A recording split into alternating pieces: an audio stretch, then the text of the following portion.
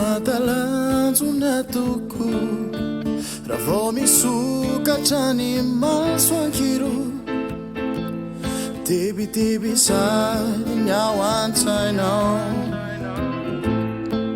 na dia malay ny tsangana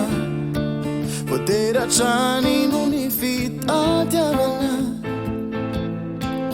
ny asosy atafi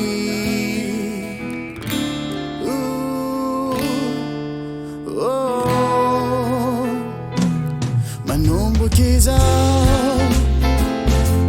anio izao Iaino ny fiainanao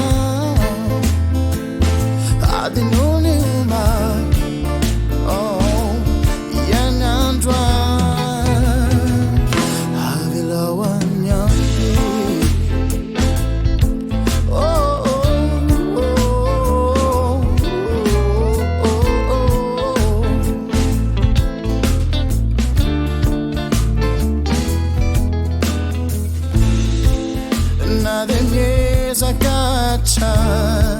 atratra tanjo nasasonan ma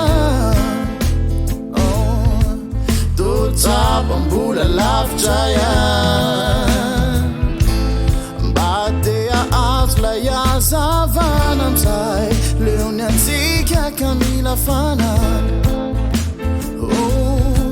leo ny aizina ka mila zavana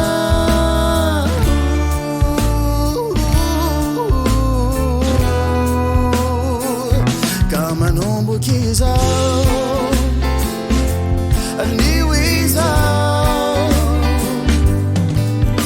Iaino ny fiainanao adino ny omaly ianandro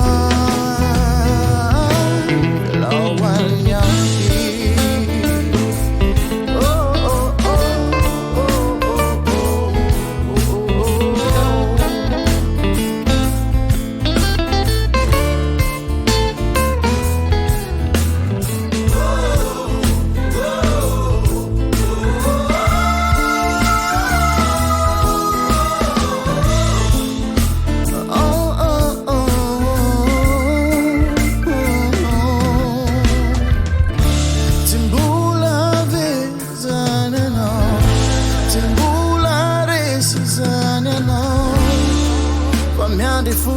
sanao andaina ny wavinao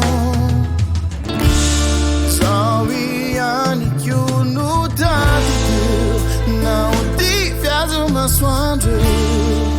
mbola isikitanana zamana ny lalanao anio izao